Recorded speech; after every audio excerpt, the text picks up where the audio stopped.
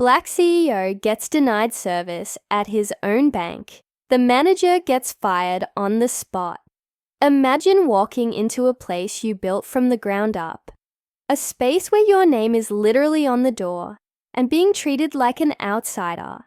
Now imagine being denied something as simple as accessing your own money because of how someone perceives you based on your appearance. That's exactly what happens in this jaw-dropping story that will leave you questioning everything about fairness, power, and prejudice.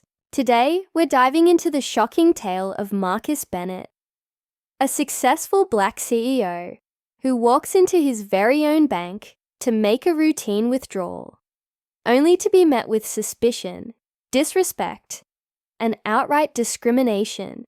What unfolds next is a perfect storm of accountability, justice, and redemption that you won't see coming.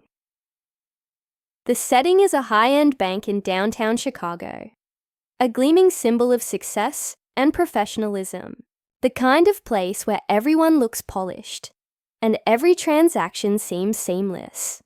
But beneath the surface lies a darker truth, one that Marcus experiences firsthand when he steps inside, dressed casually, in a light blue button-down shirt, khaki pants, and sneakers. No fancy suit, no flashy watch. Just Marcus, ready to withdraw $15,000 from his personal account. It sounds straightforward, right? Except it isn't, because within minutes, Marcus finds himself caught in a web of bias so thick it's suffocating. And here's the kicker. The people treating him like a criminal have no idea they're messing with the wrong man. Enter Amy Carter, the teller behind the counter. She barely glances at Marcus before dismissing him with a curt tone and pushing aside his ID without even looking at it. Her demeanor couldn't be more different from how she interacted moments earlier with a white customer who walked out with $20,000 in cash. No questions asked. This stark contrast sets off alarm bells for Marcus. But instead of backing down, he pushes back. He knows the system. He understands the game. And yet, he still has to fight for basic respect in a place he created. Watching this unfold feels both infuriating and familiar, doesn't it? We've all seen or heard stories like this before. But what makes this one stand out is how far things escalate and who steps in to turn the tables. As tensions rise, we meet Victoria Sanders, the manager of the branch. Clad in an immaculate, tailored suit, Victoria exudes authority, or so she thinks. When Amy calls her over to handle Marcus, Victoria wastes no time doubling down on the dismissive attitude. "We have protocols," she says smoothly, masking her prejudice under the guise of security concerns. But Marcus isn't buying it. He points out the hypocrisy of their actions, highlighting the double standards at play. Yet, despite his calm and composed demeanor, Victoria refuses to budge. Instead, she signals for Ethan Reynolds, the towering security guard, to step in, and just like that, the situation takes a dramatic turn.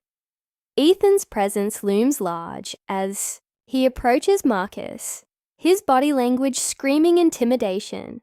Without hesitation, he demands that Marcus leave the premises.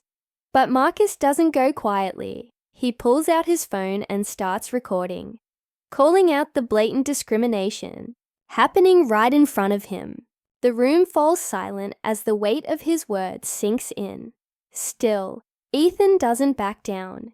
In a move that shocks even the other customers, Marcus is physically removed from the bank and shoved outside. His ID card lands on the pavement, a final insult to injury. At this point, you might be wondering, how could anyone recover from such a humiliating experience? But trust me, this is where the story gets really interesting. Standing outside, Marcus meets Jamal Brooks, another security guard who witnesses the entire ordeal. Unlike Ethan, Jamal knows what it's like to face systemic exclusion. He picks up Marcus's ID with care, brushing off the dirt as if handling something precious. Their brief exchange reveals layers of frustration and resilience, painting a picture of what it means to navigate spaces not designed for people like them. Jamal's quiet acknowledgement of the injustice hits hard, making us reflect on the countless others who endure similar treatment daily. But Marcus isn't done yet, not by a long shot. With his phone in hand, Marcus makes a call that changes everything. Enter David Carter, a figure of unshakable authority who arrives at the scene with the kind of presence that commands instant respect. As soon as David steps into the bank, the atmosphere shifts. Gone are the pretenses of politeness. Now it's time for answers. David zeroes in on Victoria and Amy, dismantling their excuses piece by piece. His interrogation cuts deep, exposing the ugly truth behind their actions. And then comes the moment we've all been waiting for. Victoria is fired on the spot. Justice served, right? Well, not quite. While David's swift decision brings a sense of vindication, the fallout raises bigger questions about systemic bias and accountability. How many times has this happened before? Who else has been mistreated in ways we'll never know? And most importantly, what happens next? Because even though Marcus reclaims his rightful place at the counter and walks out with his head held high, the scars of the experience linger. For him, for Jamal, and for everyone watching. So, buckle up, because this story isn't just about one man's fight for dignity. It's about challenging the systems that allow discrimination to thrive, celebrating those who stand up against it, and reminding ourselves why empathy and accountability matter more than ever. Stay tuned for the next part, where we dive deeper into the aftermath and explore what real change looks like. As Marcus steps back into the bank with David by his side, the air feels heavier than before. The pristine atmosphere that once symbolized professionalism now feels suffocating, charged with unspoken accusations and lingering shame. Customers glance nervously between Marcus and the staff, unsure of what's unfolding, but sensing it's something monumental. For Marcus, this isn't just about reclaiming his dignity.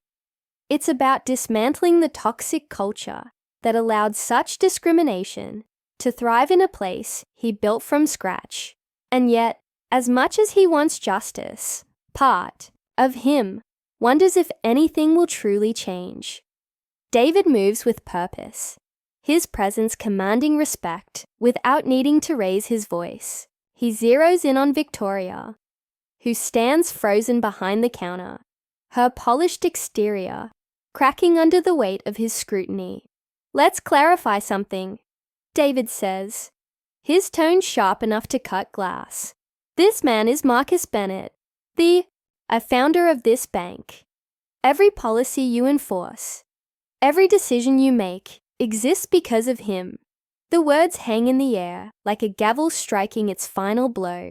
Amy looks pale, her hands trembling slightly as she grips the edge of the counter. Ethan shifts uncomfortably near the door, his earlier bravado replaced by guilt-ridden silence.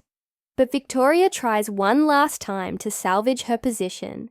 "Sir, I was only following protocol," she insists, though her voice wavers noticeably. Protocol, that word again. It stirs something deep within Marcus, a mixture of frustration and exhaustion. How many times has he heard that excuse? How often has systemic bias hidden behind policies designed to protect institutions rather than serve people? He steps forward, his voice steady, despite the storm brewing inside him. If protocol means denying someone access to their own money based on how they look, then maybe it's time we rewrite those rules. His gaze sweeps across the room, meeting the eyes of each employee. Some look away, unable to hold his stare, while others seem genuinely ashamed. Among them, Jamal stands quietly, his expression unreadable, but his posture tense. Marcus knows Jamal understands better than anyone else here what it feels like to be dismissed, overlooked, or outright mistreated simply for being black in a space dominated by whiteness. The tension builds as David takes control of the situation, issuing orders with surgical precision. Effective immediately, Victoria Sanders is terminated, he announces, leaving no room for negotiation. Gasps ripple through the crowd, but David doesn't stop there. Turning to Ethan, he adds, "Security training will be mandatory for all personnel moving forward. Bias has no place in our operations." Ethan nods stiffly, his usual confidence replaced by unease. Meanwhile, Amy fumbles with papers on her desk, avoiding eye contact altogether.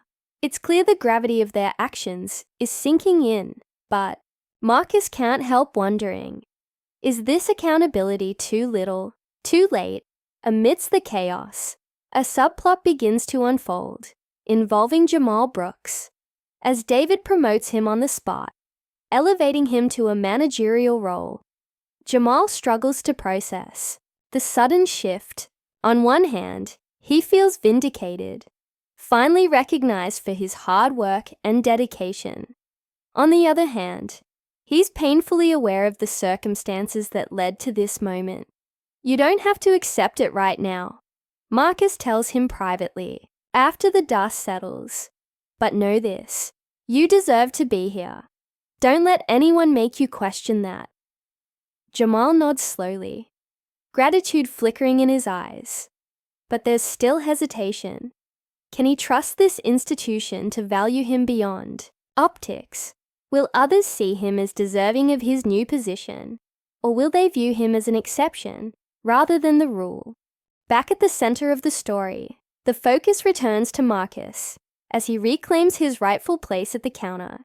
This time, Amy processes his withdrawal without hesitation, her hands shaking as she counts out the crisp bills.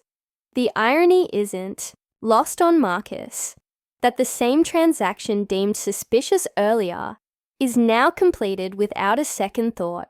Yet, even as he pockets the cash, he can't shake the bitterness simmering beneath the surface. Money may buy power, but it doesn't erase prejudice. As he turns to leave, he pauses briefly to address Victoria, who remains rooted to the spot, humiliated and defeated. "Next time," he says firmly, "check the ID." With that, Marcus walks toward the exit, the weight of the morning's events pressing heavily on his shoulders. Outside, the cold Chicago air greets him, offering a fleeting sense of relief.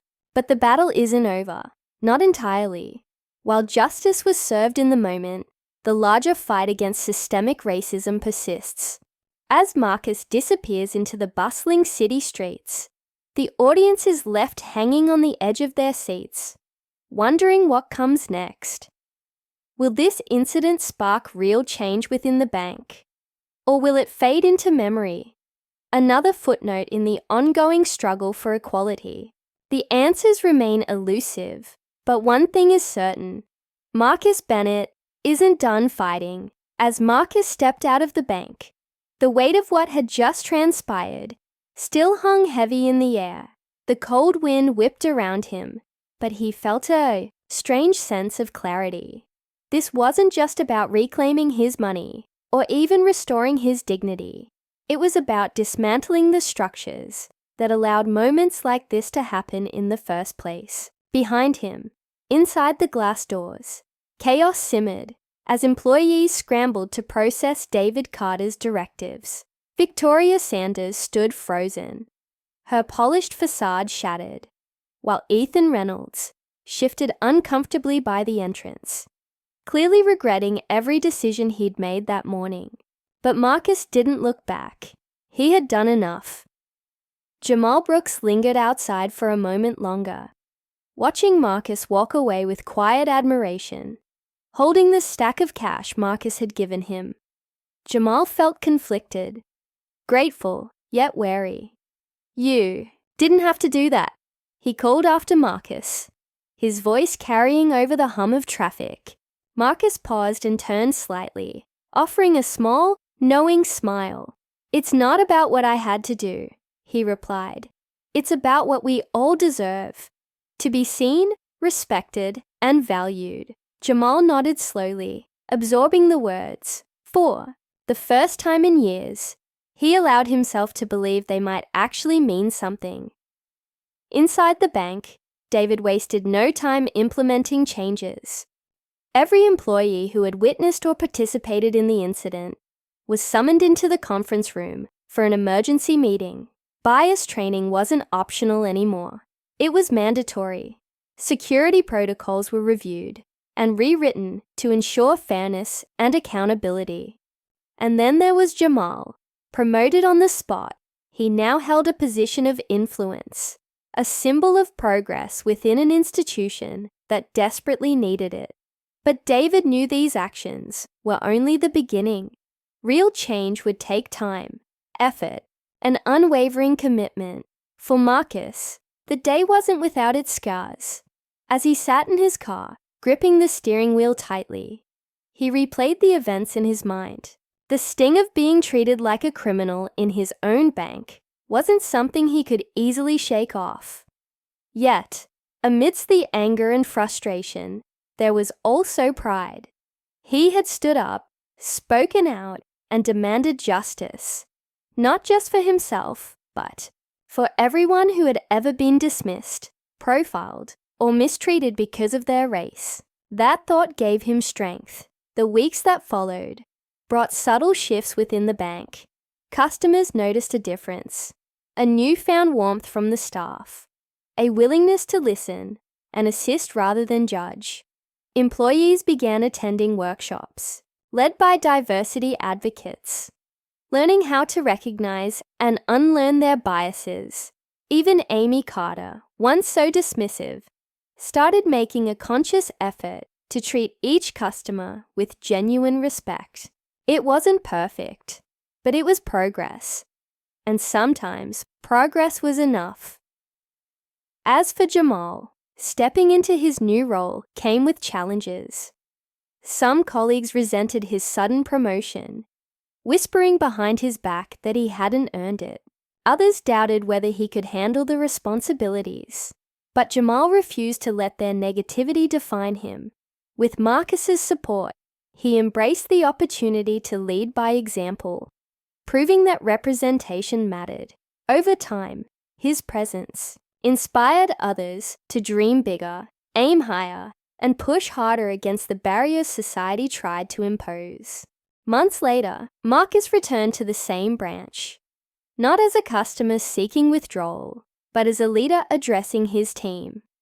Standing at the front of the room, he shared his vision for the future.